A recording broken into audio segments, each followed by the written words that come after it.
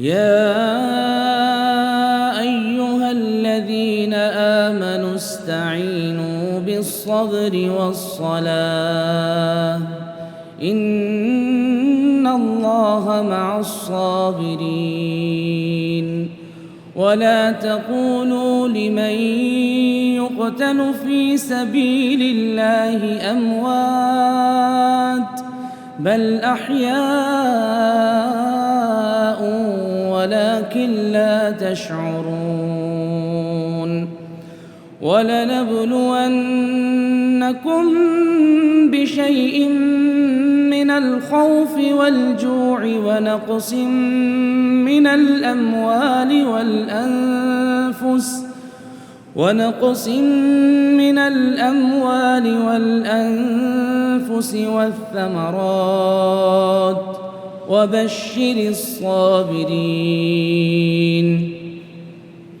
الذين إذا أصابتهم مصيبة قالوا إنا لله وإنا إليه راجعون أولئك عليهم صلوات من ربهم ورحمة وأولئك هم المهتدون إن الصفا والمروة من شعائر الله فمن حج البيت أو اعتمر فلا جناح عليه أن يطوف بهما ومن تطوع خيرا فإن الله شاكر عليم إن الذين يكتمون ما أنزلنا من البينات والهدى من بعد ما بيناه للناس في الكتاب أولئك يلعنهم الله ويلعنهم اللاعنون إلا الذين تابوا وأصلحوا وبينوا فأولئك أتوب عليهم وأنا التواب الرحيم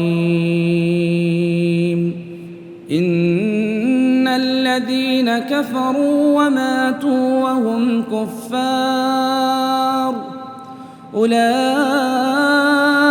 عليهم لعنة الله والملائكة والناس أجمعين خالدين فيها لا يخفف عنهم العذاب ولا هم ينظرون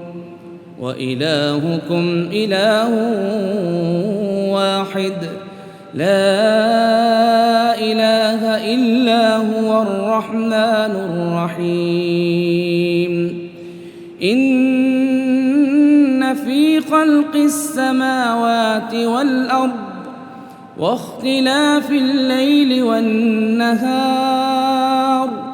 والفلك التي تجري في البحر بما ينفع الناس وما أنزل الله من السماء من ماء فأحيا به الأرض بعد موتها وبث فيها من كل دابة وتصريف الرياح والسحاب المسخر بين السماء والأرض لآيات لقوم يعقلون.